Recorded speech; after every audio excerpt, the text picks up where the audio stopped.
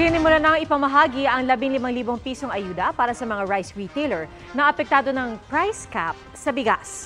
Ang DSWD pinag-aaralang madagdagan pa ang ayuda. Nakatutok si Bernadette Reyes. Isa si Marites sa mga unang nakatanggap ng 15,000 pesos na cash aid para sa micro-rice retailers na naapektuhan ng price cap sa bigas.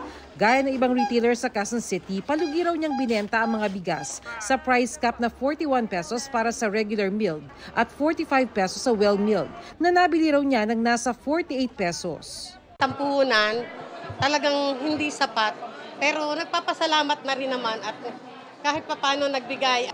Ngayong araw nag-kick off ang pamamahagi ng payout sa Quezon City, San Juan at Caloocan. Si Helen na may pwesto sa Maypaho Public Market sa Caloocan, nagpapasalamat lalo't ilang araw daw silang nagbibenta ng palugi. Pinag-aaralan ng Caloocan City LGU na magdagdag ng 5,000 pesos na tulong pinansyal. Balak din ng LGU na ilibre ang renta ng mga retailer. Sa San Juan, 48 na rehistradong retailers sa Agora Public Market ang inaasahang makatatanggap. Magbibigay ng dagdag na 5,000 pesos na ayuda ang LGU. Hindi rin daw sila sisingili ng renta para sa Setyembre. Ayon kay DSWD Secretary Rex Gatchalian, tuloy ang cash assistance bilang bahagi ng livelihood grant ng kagawaran. Siniguro ng DSWD na agad nilalabas ang pondo sa sandaling matanggap na ang listahan ng beneficiaries mula sa mga LGU. Ngayong nasimula na ang pamamahagi ng 15,000 cash aid sa mga micro-rice retailers, pinag-aaralan na rin daw ng DSWD ang posibilidad na madagdagan pa ito.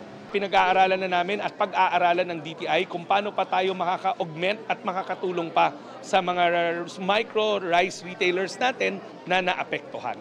Hindi naman makasunod ang ilang negosyante sa Aklan dahil daw sa mahal na puhunan. 47 pesos ang benta ng ilan sa regular milled o lagpas ng 6 pesos sa price cap. Patuloy raw na nagmumonitor sa bentahan ng bigas ng LGU. Para sa GMA Integrated News, Bernadette Reyes, nakatutok 24 oras.